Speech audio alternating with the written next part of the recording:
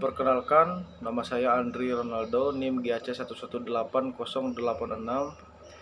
Di sini saya melakukan observasi di Desa Siong, Kecamatan Pajoepat, Kabupaten Brebes Timur, Provinsi Kalimantan Tengah, yang saya sudah buat laporan dalam minggu-minggu pertemuan yang sebelumnya dan sudah saya kumpulkan. Sekarang saya akan membuatkan dalam tugas besarnya, yaitu membuat video dan menjelaskan hasil dari observasi yang telah dibuat.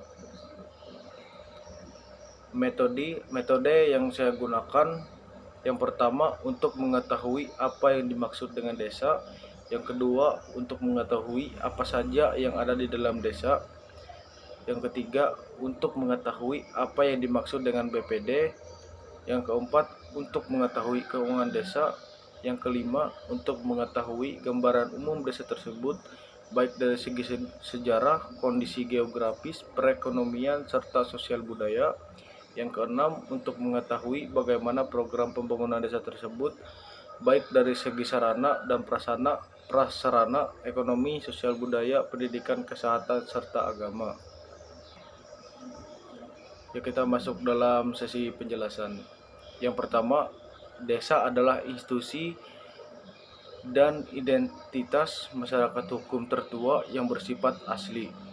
Keaslian desa terletak pada kewenangan otonomi dan tata pemerintahannya yang diatur dan dikelola berdasarkan hak dan asal-usul dan adat istiadat setempat. Yang kedua, pemerintah desa memiliki pemerintahan sendiri. Pemerintahan desa terdiri atas pemerintah desa yang meliputi kepala desa dan perangkat desa serta badan permusyawaratan desa atau yang disebut BPD.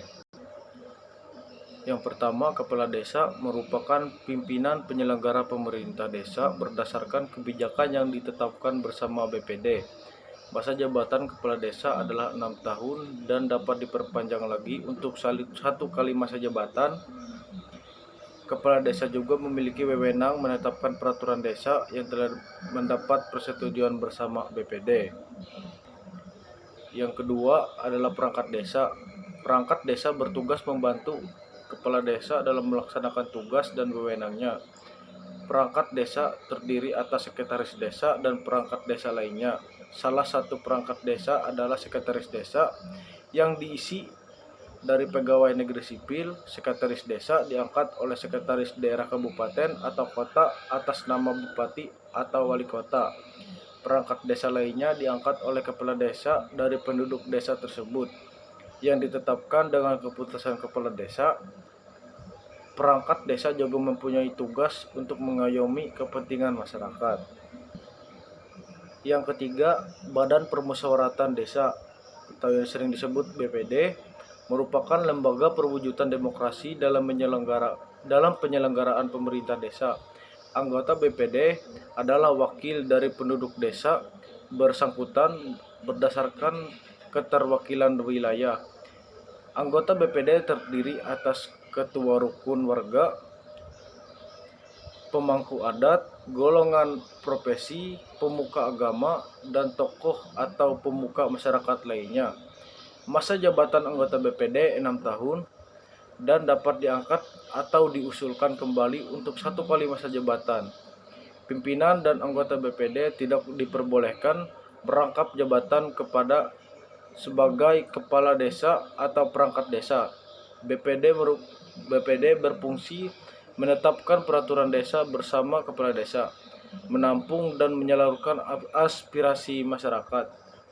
Yang keempat, keuangan desa. Keuangan desa, penyelenggara urusan pemerintah desa yang menjadi kewenangan desa didanai dari anggaran pendapatan dan belanja desa atau yang sering disebut APBD.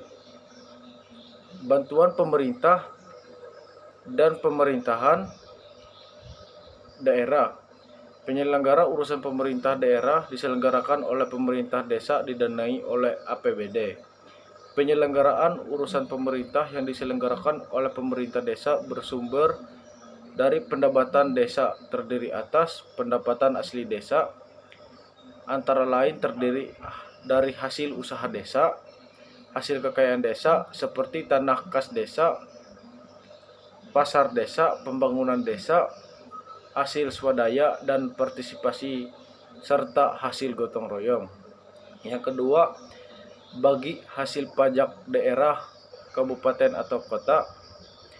Yang ketiga, bagian dari dana perimbangan keuangan pusat dan daerah.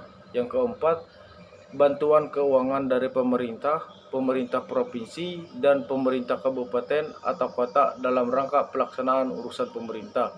Yang kelima, hibah dan sumbangan dari pihak ketiga yang tidak mengikat. Yang keenam, pinjaman desa. APBD desa terdiri atas berbagai pendapatan desa, belanja desa dan pembiayaan rancangan APBD desa dibahas dalam musyawarah perencanaan pembangunan desa. Kepala desa bersama BPD menetapkan APBD desa setiap tahun dengan peraturan desa. Bagian kelima, sejarah Desa Siong. Dari Desa Siong sendiri belum diketahui kapan berdirinya. Ada berbagai macam pendapat yang belum bisa dibenarkan. Pada intinya, desa ini berdiri sebelum masa jajahan Belanda dan kira-kira pada zaman Masehi. Desa Siong mempunyai sejarah. Desa Siong dulu ada di seberang sungai. Dikarenakan ada musibah yang melanda adalah adanya ular berbentuk cacing yang tidak bisa ditentukan mana kepala, mana ekor karena sama bentuknya dan suka menyerang warga menurut legenda.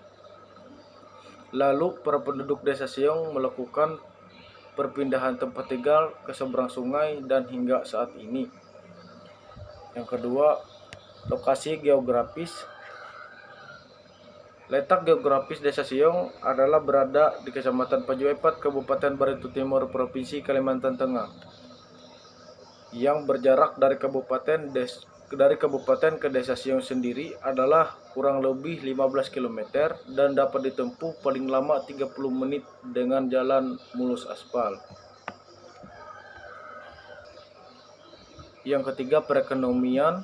Perekonomian yang ada di Desa Siong sendiri adalah kebun karet, kebun sawit, tambang batu bara, sarang walet, dan lainnya.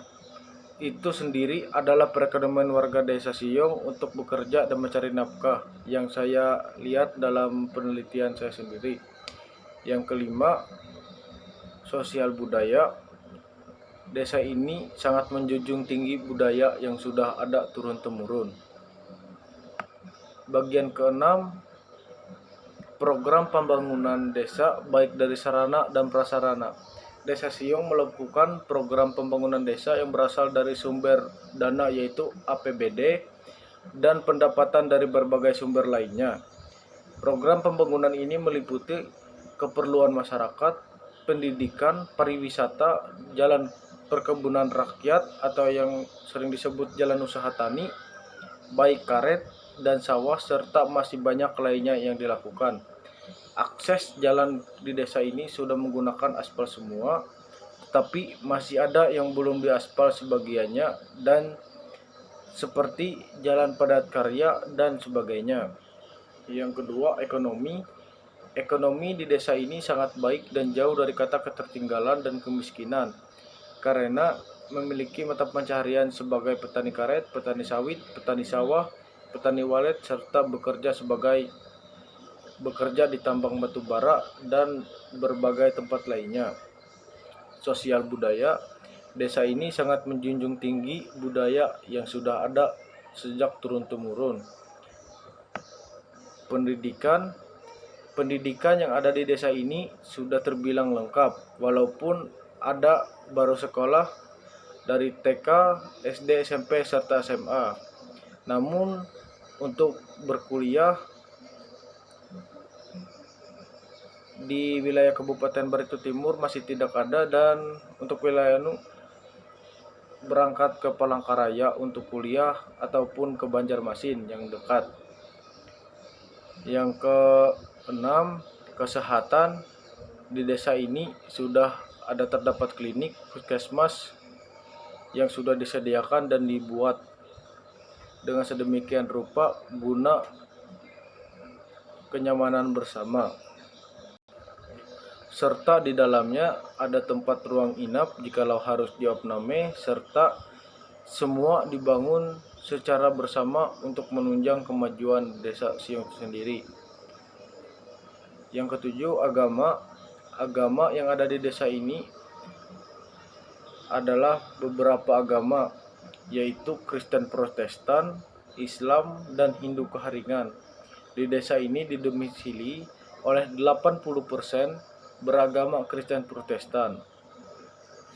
Kesimpulan dari observasi yang saya lakukan yaitu kondisi desa Siung yang saya observasi sangatlah cukup baik, karena semua yang saya lihat sesuai dengan fakta dan rancangan pembangunan sarana dan prasarana dilakukan dengan betul dan tepat sasaran. Yang saya lihat terdapat permasalahan masyarakat adalah tidak adanya pemberdayaan kepada para lansia yang ingin bekerja, ruang kerja ringan yang disebut biasanya. Karena para lansia yang ada di desa ini sangat aktif karena sudah terbiasa dengan bekerja. Yang saya saran dan inginkan adalah adanya perhatian khusus dari pemerintah desa setempat membuat semacam tempat organisasi para lansia untuk menyalur bakat dan keterampilan mereka yang masih ingin bekerja dan bisa menghasilkan uang. Pekerjaan yang banyak saya lihat ditekuni adalah mengayam, mengolah rotan, dan sebagainya, menjadi sebuah kerajinan tangan yang mempunyai nilai jual yang sangat tinggi. Demikian laporan observasi yang saya buat. Kurang dan lebihnya saya ucapkan terima kasih.